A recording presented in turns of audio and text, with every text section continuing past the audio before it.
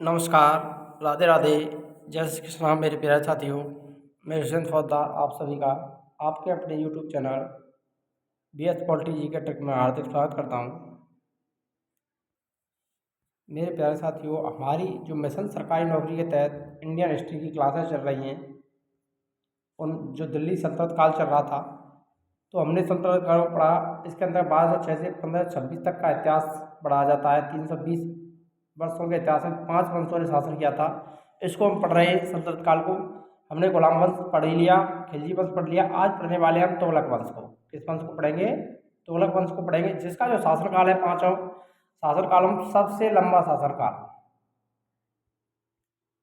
सबसे लंबा शासनकाल किस वंश का है? तो वो तुगलक वंश का रहा था दिल्ली सल्तनत पर। तो ये आपको ध्यान रखना है। और सल्तनत काल के जो वंश है उनको याद करने की ट्रिक है, हमने पहले भी बताई थी। तो गु खातू सैलो। नेक्स्ट आगे बढ़ते हैं। अब देखते हैं गुलाम वंश के बाद तुगलक वंश को। तुगलक वंश के बारे में बात करें, तुगलक वंश 1320 से 1414 ईस्वी तक रहा था। दिल्ली सल्तनत में सर्वाधिक समय तक शासन करने वाला, इस सबसे ज़्यादा लंबा शासनकाल किस वंश का था? तो तुगलक वंश का ही था। इस वंश के संस्थापक की बात करें तो गाजी मलिक, जिसे गयासुद्दीन तुगलक कहते थे। कौन था? तुगलक वंश का संस्थापक गयासुद्दीन तुगलक।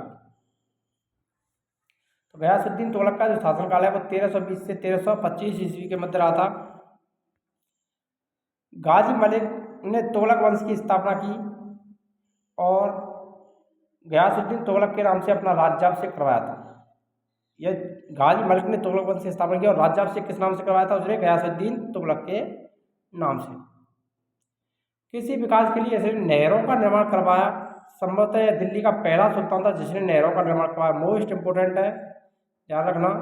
नहरों का निर्माण करवाने वाला दिल्ली सल्तनत का पहला शासक कौन था?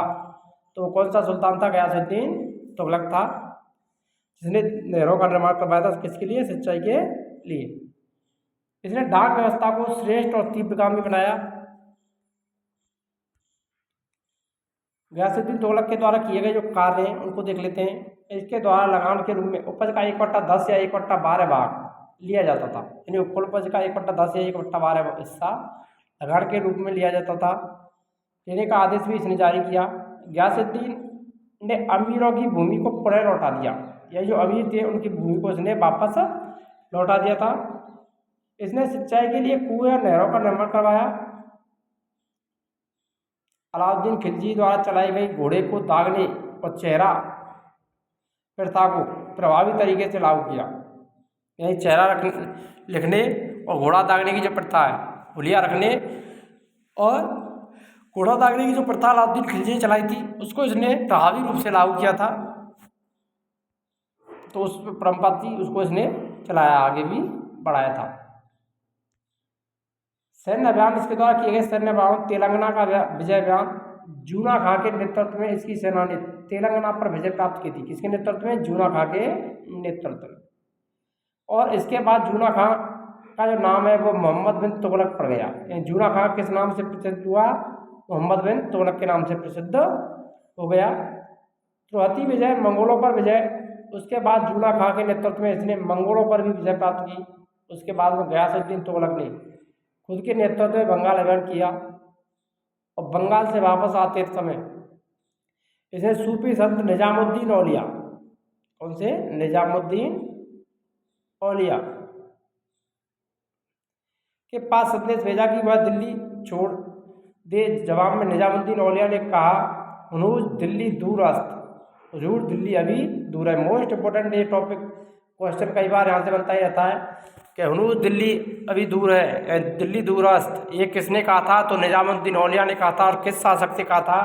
तो ये गयासुद्दीन तुगलक से कहा था। यह आपको ध्यान रख लेना है, हुनूज अभी दिल्ली दूर है, दिल्ली दूरस्थ। तो ये किसने कहा था? निजामुद्दीन औलिया ने मोहम्मद बिन तुगलक, वो गयासुद्दीन तुगलक से, मोहम्मद बिन तुगलक नहीं, सॉरी, गयासुद्दीन तुगलक से कहा था जब वो बंगाल अभियान से लौट रहा था तब। इसकी मृत्यु की बात करें तो गयासुद्दीन तुगलक बंगाल के अभियान से लौटते समय रास्ते में तुगलकाबाद से 8 किलोमीटर दूर स्थित अफगानपुर में एक महल में सुल्तान गयासुद्दीन के प्रवेश करते ही वह महल गिर गया था, जिसमें दबकर उसकी मृत्यु मार्च 1325 में हो गई। ध्यान रखना, गयासुद्दीन तुगलक की मृत्यु किससे हुई थी? तो महल में दबने के कारण।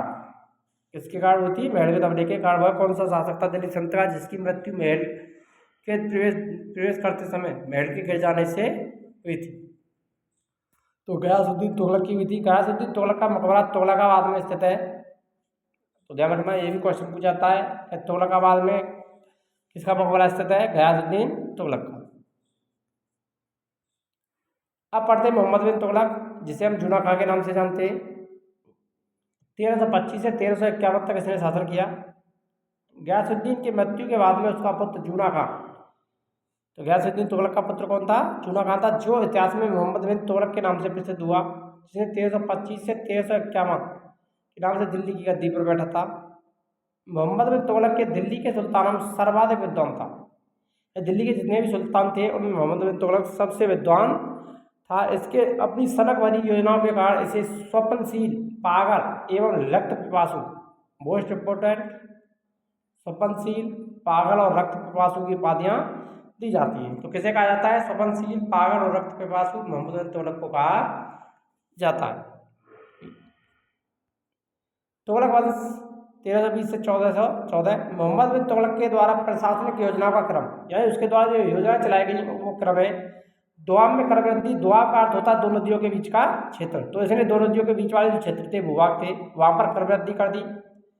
राजधानी का परिवर्तन की योजना, इसने राजधानी को बदल दिया था।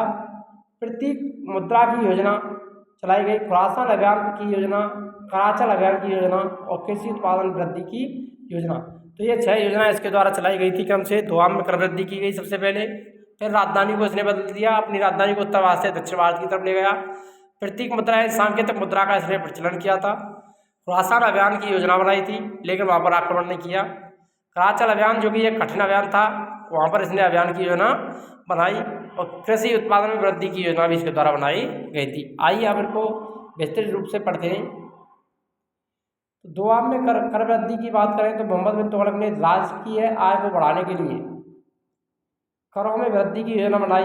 इस योजना को सर्वप्रथम दोआब क्षेत्र में लागू किया था। कहाँ लागू किया था? दोआब क्षेत्र में, दो नदियों के बीच वाले भूभागों में लागू किया कर वृद्धि को। परंतु जब इसने ये योजना लागू की तब दुर्भाग्यवश दोआब क्षेत्र में अकाल पड़ गया। यानी जैसे ही इसने कर बढ़ाए उस समय वहाँ पर क्या पड़ा? अकाल पड़ा।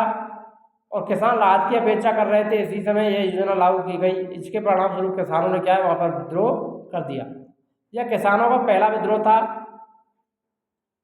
किसानों के विद्रोह के कारण इसने किसानों के लिए दीवाने अमीर कोई नामक एक नए विभाग की स्थापना की थी। मोस्ट इम्पोर्टेंट है, दीवाने अमीर कोई विभाग की स्थापना किसानों के लिए किसने की थी? तो वो की थी मोहम्मद बिन तुगलक ने। किसने की थी? मोहम्मद बिन तुगलक। तब दोआब में क्रमबद्धी करने की जो योजना थी वो इसकी असफल हुई थी, क्योंकि उसी समय वहाँ पर जो अकाल पड़ा उसके कारण किसानों में विद्रोह हुआ। किसानों ने उसका विद्रोह कर दिया और उसको दीवान अमीर कोई नामक विभाग की स्थापना करनी पड़ी।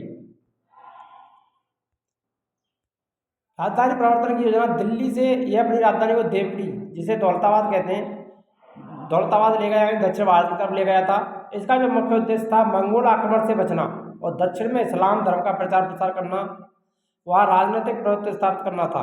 इसीलिए इसने राजधानी को दिल्ली से दौलताबाद बनाने का आदेश दिया, जो असफल रहा। बाद में इसे फिर से राजधानी दिल्ली बनानी पड़ी। तो राजधानी परिवर्तन की योजना थी, ये भी इसकी असफल रही थी। तो इसने जितनी भी योजना चलाई वो सारी की सारी असफल हुई थी इसके। तो राजधानी परिवर्तन की योजना भी इसकी असफल हुई। आगे देखिए, तीसरी योजना सांकेतिक मुद्रा का प्रचलन। मोहम्मद बिन तुगलक ने तांबे के, कांसे के जो सिक्के चलाए जाते थे, जिनका मूल्य चांदी के टके के मूल्य के बराबर होता था, तो इसने तांबे और कांसे के सिक्के चलाए और उनकी कीमत किसके बराबर कर दी? चांदी के टके के बराबर कर दी। अपनी मुद्रा के निर्माण विधि को गुप्त नहीं रखा, जिस कारण घर घर में नकली सिक्के बनने लग गए और पूरा बाजार नकली सिक्कों से भर गया। जब इसे समझ आया कि इसने योजना असफल हो गई है, तब इसने आदेश दिया कि जिन लोगों के पास सांकेतिक मुद्राएं हैं उन्हें जमा करके चांदी के सिक्के ले जाएं। तो इससे क्या है, इसका जो खजाना था वो भी खाली हो गया। तो ये योजना, सांकेतिक योजना जो चलाई थी वो भी इसकी असफल हो गई थी। नेक्स्ट खुरासान अभियान। इस समय ईरान खुरासान में मंगोलों के शासन का पतन हो गया था, जिसके कारण राजनीतिक अस्थिरता थी, और राजनीतिक अस्थिरता का लाभ उठाने के लिए मोहम्मद बिन तुगलक ने सोचा कि खुरासान अभियान की योजना बना ली। लेकिन इसके लिए इसने 3,70,000 सैनिकों की सेना भी तैयार की और उन्हें 1 वर्ष तक अग्रिम वेतन भी दे दिया। यानी उनको युद्ध से पहले 1 साल का एडवांस में वेतन भी प्रदान कर दिया था। लेकिन अंतिम समय में इसने खुरासान के शासक से संधि कर ली, वहाँ पर आक्रमण नहीं किया। सैनिक आक्रमण की योजना के बनाए बैठे थे कि उनको आक्रमण करना है, लेकिन उसने क्या किया, संधि कर ली, जिसके कारण इसका जो खजाना है उस पर भी प्रभाव पड़ा और साथ साथ सैनिक भी इससे नाराज हो गए थे। कराचल अभियान, जो कि एक कठिन अभियान था, जो कि हिमालयी पर्वतीय क्षेत्रों में दुर्गम घाटियों में था। सैनिकों के विद्रोह के बचने के लिए उन्होंने हिमालय की दुर्गम चोटी कराचल अभियान के लिए भेज दिया। यानी जो खुरासान पर आक्रमण करने के लिए सैनिक बैठे थे, विद्रोह कर रहे थे, तो उससे बचने के लिए उसने कहा कराचल के अभियान के लिए उस सेना को भेज दिया था। लेकिन अधिकांश सैनिक रास्ता भटक गए और कुछ आपसी विवाद के कारण लड़कर मर गए। यानी कुछ सैनिक रास्ते में मर गए और कुछ लड़ते हुए आपस में मर गए। और साथ साथ वहाँ पर एक उसी समय जब उसकी सेना जा रही थी, तब वहाँ पर हिमालय क्षेत्र में भारी वर्षा भी हुई, जिसके कारण अनेक सैनिकों की हत्या हो गई थी। एवं बतूता के अनुसार अंत में केवल 10 अधिकारी बचकर वापस आए थे। ये किसने कहा था? एवं बतूता ने कहा था, ध्यान रखना। जो कराचल अभियान हुआ था उसके बारे में इसने कहा था कि 10 अधिकारी बचकर आए थे, तो वो एवं बतूता के द्वारा कहा गया था। यदि आप चैनल पर नए तो चैनल को सब्सक्राइब करें और वीडियो को लाइक करें, अधिक से अधिक शेयर करें। यहाँ पर आपके लिए सारी की सारी क्लासेज यूट्यूब पर only on YouTube channel BS polity जी के ट्रिक पर निःशुल्क उपलब्ध कराई जा रही हैं। पॉलिटिकल कंप्लीट हो चुकी है संविधान के अंतर्गत, और अब हिस्ट्री की क्लासेज चल रही हैं, और साथ ही साथ हम जल्द से जल्द ज्योग्राफी की क्लासेज भी प्रारंभ करने वाले हैं यहाँ पर। और टेस्ट सीरीज वस्तु पॉलिटिकल और हिस्ट्री के साथ साथ में चली रही हैं। तो हमारे चैनल से जल्दी जुड़ें। इसी के समय मोरक्को का यात्री इब्न बतूता भारत आया था, और मोहम्मद बिन तुगलक ने उसकी विद्वता से खुश होकर उसे दिल्ली का काजी नियुक्त कर दिया। ध्यान रखना, इब्न बतूता किसके समय आया था? तो मोहम्मद बिन तुगलक के समय दिल्ली आया था, भारत आने वाला। इब्न बतूता जो कि मोरक्को का यात्री था, और वो किसके समय आया था? मोहम्मद बिन तुगलक के समय भारत आया था, और उसने दिल्ली का काजी उसको नियुक्त किया था। मोहम्मद बिन तुगलक के शासनकाल में दक्षिण में हरियर और बुक्का नामक 2 भाइयों ने 1336 ईस्वी में एक स्वतंत्र राज्य विजयनगर की स्थापना भी की। ध्यान रखना, विजयनगर साम्राज्य की स्थापना किसने की थी? ये कई बार क्वेश्चन रिपीट होता ही रहता है। हरिहर बुक्का ने 1336 में। इसी के साथ 1347 में एक स्वतंत्र राज्य बहमनी साम्राज्य की स्थापना अलाउद्दीन बहमन शाह के द्वारा भी कर दी गई। अंततः मोहम्मद बिन तुगलक की मृत्यु 20 मार्च 1350 को हो गई, और इसकी मृत्यु पर इतिहासकार बदायूं ने कहा कि जनता को अपने राजा से और राजा को अपनी जनता से छुटकारा मिल गया। तो ध्यान रखना, ये कथन किसका है? बदायूं का है। और किसके बारे में? ये आपको ध्यान रख लेना है। तो ये किसके बारे में कहा था? मोहम्मद बिन तुगलक के बारे में कहा था कि जनता को अपने राजा से और राजा को अपनी जनता से छुटकारा मिल गया। फिरोज शाह तुगलक 1351 से 1388। फिरोज शाह तुगलक 45 वर्ष की उम्र में दिल्ली के शासक बने थे। गद्दी पर बैठने के बाद उसने उन सारे निर्णयों को वापस ले लिया जो कि उसके पूर्व के शासकों के द्वारा लगाए गए थे। उसने शरीयत के अनुसार शासन किया, और शरीयत में जिन करों का उल्लेख नहीं किया गया उसे उसने बंद कर दिया।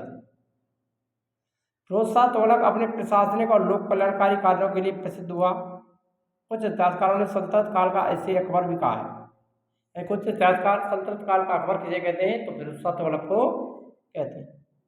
फिरोज शाह तुगलक ब्राह्मणों पर जजिया कर लगाने वाला पहला मुस्लिम शासक था। ब्राह्मणों पर जजिया कर लगाने वाला पहला मुस्लिम शासक कौन था? फिरोज शाह तुगलक था। आइए जजिया कर की बात कर लेते हैं। मोहम्मद बिन तुगलक कासिम ने भारत पर सबसे पहले जजिया कर लगाया, और गैर मुसलमानों से लिया जाने वाला एक सुरक्षात्मक कर था। जजिया कर बच्चे, बूढ़ों और औरतों, विकलांगों, ब्राह्मणों से लिया जाता था। इनसे नहीं लिया जाना, यानी इसको मुक्त रखा था किसने? मोहम्मद बिन कासिम ने। फिरोज शाह तुगलक ने ब्राह्मणों पर भी जजिया कर लगाया था, ध्यान रखना। तो फिरोज शाह तुगलक कौन था जिसने ब्राह्मणों पर जजिया कर लगा दिया था? लेकिन मोहम्मद बिन कासिम ने इसको मुक्त रखा था। अकबर ने 1564 में जजिया कर को समाप्त किया था। औरंगजेब 1679 में पुनः जजिया कर लागू किया था, और जजिया कर को अंतिम रूप से मोहम्मद शाह रंगीला ने समाप्त किया था। तो ये जजिया कर था। अब ऋणों की समाप्ति की बात करें, फिरोज शाह तुगलक के शासनकाल में किसानों के ऋण को उसने माफ कर दिया और केवल उसे 4 कर लगाए। कितने कर लगाए थे? 4 कर लगाए उसके द्वारा, खराज, खम्स, जकात और जजिया।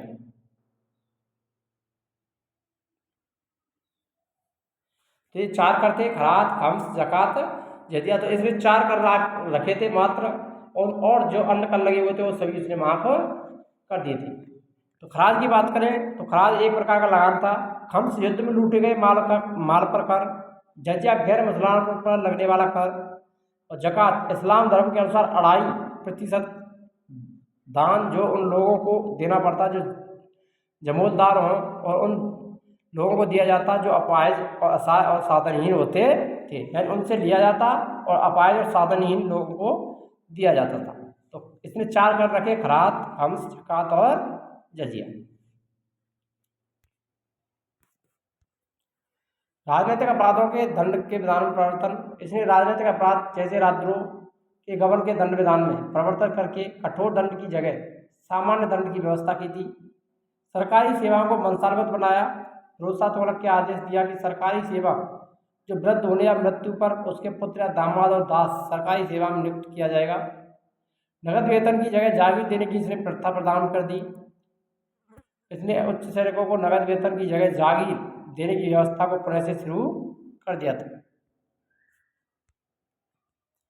तुगलक वंश 1320 से 1414 में मुद्रा में सुधार। फिरोज शाह तुगलक ने 3 प्रकार की मुद्राओं का प्रचलन किया था, ध्यान रखना, मोस्ट इंपोर्टेंट है, ये पूछा ही जाता है यहाँ से क्वेश्चन। संसगनी चांदी की मुद्रा थी। संसगनी क्या थी? चांदी की मुद्रा, जो टका के मूल्य के 1/6 भाग थी। अदब तांबे की मुद्रा, यह जीतल के मूल्य के 1/2 भाग थी, यह जीतल का आधा थी। भिख तांबे की मुद्रा, यह जीतल के मूल्य के 1/4 होती थी। नहरों का निर्माण, सुल्तान ने अनेक नहरों का निर्माण करवाया था। ये नहरें दिल्ली हरियाणा के मध्य केंद्र थी। जो किसान इन नहरों से सिंचाई करते उनसे हके सर्व सिंचाई कर लिया जाता था। तो हके सर्व क्या था? सिंचाई करता, इंपॉर्टेंट है। और जो कि उपज का कितना होता था? 1/10 भाग होता था। नेक्स्ट क्वेश्चन, आगे की तरफ बढ़ते हैं। दासों से प्रेम की बात करें तो सर्वाधिक दास प्रेमी सुल्तान था। ये दासों को प्रेम करने वाला सुल्तान था। इसके पास 1,80,000 दास थे। दासों को नियंत्रित करने के लिए इसके द्वारा एक विभाग की स्थापना की गई, दीवाने बंदगान, अर्थात दासों का विभाग। तो दीवाने बंदगान नामक विभाग की स्थापना किसने की थी? तो फिरोज शाह तुगलक के द्वारा की गई थी। प्रत्येक दास को 10 से 100% वार्षिक वेतन भी दिया जाता था। सिपाखाना की व्यवस्था, निःशुल्क चिकित्सालय। सिपाखाना क्या था? निःशुल्क चिकित्सालय था। इसमें अनेक निःशुल्क चिकित्सालय की स्थापना करवाई गई और दार उल सफा नामक राजकीय अस्पताल इसने खुलवाए थे। फिरोज तुगलक के 2 पुत्र थे, फतेह खां और मोहम्मद खां। इसमें फतेह खां की मृत्यु फिरोज शाह तुगलक के शासनकाल में ही हो गई थी। मोहम्मद खां को फिरोज शाह के दासों ने राजधानी से भगा दिया। इस कारण फतेह खां का पुत्र तुगलक शाह द्वितीय इसका उत्तराधिकारी बना और 1388 और 89 तक उसने शासन किया। 1389 में इसकी मृत्यु के बाद में इसका जो छोटा भाई था अबू बकर दिल्ली का सुल्तान बना। इसके बाद छोटे काल के लिए और कई सुल्तान बने पर उनका इतना प्रभाव नहीं रहा जितना तुगलक वंश के अंतिम सुल्तान नसरुद्दीन महमूद का रहा। नसरुद्दीन महमूद शाह मार्च 1394 में दिल्ली सल्तनत का शासक नसरुद्दीन महमूद शाह बना। इसकी दुर्दशा को देखकर लोगों ने व्यंग किया, विश्व के सम्राट तुगलकों का राज्य दिल्ली से पालम तक फैला हुआ है। मोस्ट इंपोर्टेंट कथन है। तो ये किसके बारे में कहा है? विश्व के सम्राट तुगलकों का राज्य दिल्ली से पालम तक फैला हुआ है। ये किसके बारे में कहा गया है? तो नसरुद्दीन महमूद शाह के बारे में कहा गया है। 17 दिसंबर 1398 में तैमूर का आक्रमण दिल्ली पर हो गया और सुल्तान स्वयं गुजरात भाग गया। पुनः वजीर मल्लू खां ने सुल्तान को दिल्ली बुलाकर गद्दी पर बैठाया और 1414 में महमूद शाह की मृत्यु हो गई। इसके बाद तुगलक वंश का अंत हो गया था। आइए अब प्रीवियस ईयर एग्जाम के जो क्वेश्चन है उनको कवर करते हैं। यहाँ पर तुगलक वंश के संस्थापक की बात करें तो संस्थापक कौन थे? तो वो था यहाँ पर गयासुद्दीन तुगलक, गाजी खां। ये वाला ऑप्शन राइट होगा, जिसे गाजी खां के नाम से प्रसिद्ध था वो इतिहास में।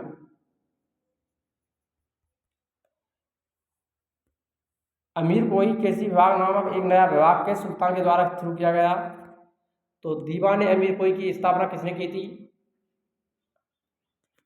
तो वो की थी मोहम्मद बिन तुगलक ने। सी वाला ऑप्शन राइट हो जाएगा यहाँ पर। तैमूर लंग ने किसके शासनकाल में भारत पर आक्रमण किया था? अलाउद्दीन खिलजी, बहलोल लोदी, फिरोज तुगलक, नासिरुद्दीन महमूद तुगलक।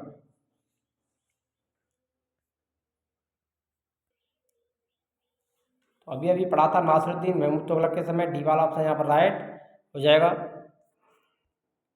सल्तनत काल के दो प्रमुख मुद्राओं का पता निम्नलिखित कूट से है?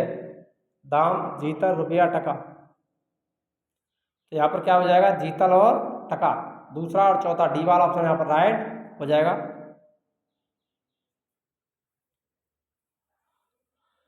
दिल्ली के किस मुस्लिम शासक के निधन पर इतिहासकार बदायूं ने कहा राजा को अपनी प्रजा से और प्रजा को अपने राजा से मुक्ति मिल गई? तो ये कहा था मोहम्मद बिन तुगलक। बी वाला ऑप्शन राइट हैगा यहाँ पर। दिल्ली सल्तनत के तुगलक वंश का राजवंश का अंतिम शासक कौन था? तो नासिरुद्दीन महमूद। सी वाला ऑप्शन राइट हो जाएगा। सुल्तान की मृत्यु अफगानपुर तुगलकाबाद में लकड़ी से बने स्वागत भवन के गिरने से हुई थी। तो कौन सा सुल्तान था जिसकी मृत्यु स्वागत भवन से गिरने से हुई थी? अलाउद्दीन खिलजी, गयासुद्दीन तुगलक, मोहम्मद बिन तुगलक, फिरोज शाह तुगलक।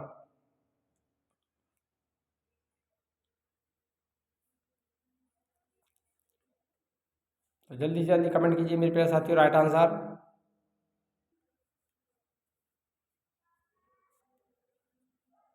तो लकड़ी के जो महल से बड़े हुए महल से किसकी मृत्यु हुई थी? गयासुद्दीन तुगलक की हुई थी। बी वाला ऑप्शन राइट हो जाएगा यहाँ पर।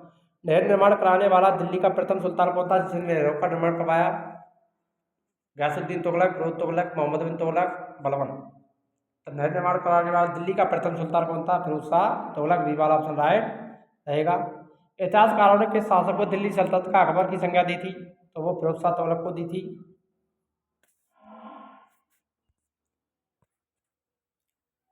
सुल्तान बनने के पूर्व किसका नाम जूना खां था? तो गयासुद्दीन तुगलक, मोहम्मद बिन तुगलक, फिरोज शाह तुगलक, बलबन। जूना खां के नाम से कौन जाना जाता था? तो मोहम्मद बिन तुगलक। बी वाला ऑप्शन राइट हो जाएगा। जो इतिहास में मोहम्मद बिन तुगलक के नाम से प्रसिद्ध हुआ था जूना खां। मोहम्मद बिन तुगलक की मृत्यु कहाँ हुई? ठट्टा में, दिल्ली में, दौलताबाद में, लाहौर में। तो मोहम्मद बिन तुगलक की मृत्यु कहाँ पर हुई थी मेरे प्यारे साथियों? तो इसकी मृत्यु ठट्टा में हुई थी। ये वाला ऑप्शन राइट हो जाएगा यहाँ पर। दिल्ली के किन सुल्तान ने ब्राह्मणों पर जजिया कर लगाया था? SSC CGL 2015। तो ब्राह्मणों पर भी जजिया कर किसने लागू किया था?